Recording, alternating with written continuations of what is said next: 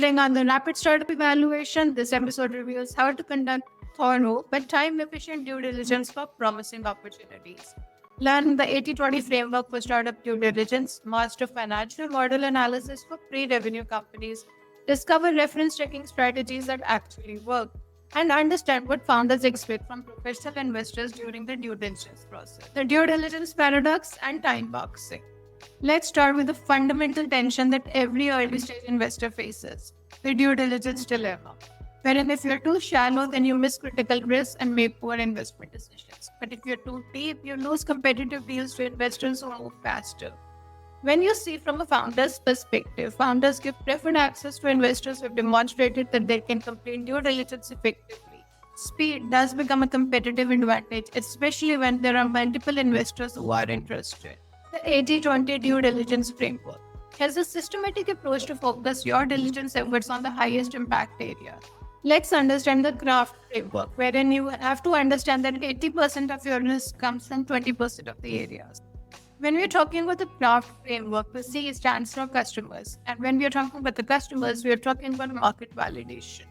The key questions out here are that are the customers actually willing to pay, how much, and how often? Then we come to revenue, which is basically business model viability. The key questions out there being that how do they make money and are unit economics sustainable? This brings us to advantage, which is basically the competitive defensibility. The key questions that you need to ask is why will this company win and what prevents the competitors from copying it? This brings us to the founders, which is basically the team capability assessment. The key question here being, can this team execute? Do they really have the relevant experience? And finally, we come to technology, which is basically the technical risk assessment, wherein the key questions are then, does this technology actually work and is it defensible? The pre-revenue financial analysis framework. The step one out here is the assumption validation, not number validation. Don't focus on whether they'll be hitting 10 million in the year 3. Focus on whether their underlying assumptions are reasonable or not. Then you have your unit economics deep dive. You have your customer acquisition cost, your lifetime value.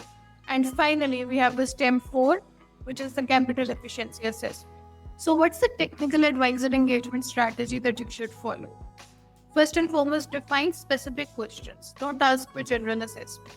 Time box the review, maybe 2 to 4 hours maximum for early stage companies. And then there is also the founder financial literacy test that you can follow. You can ask these questions to the founders.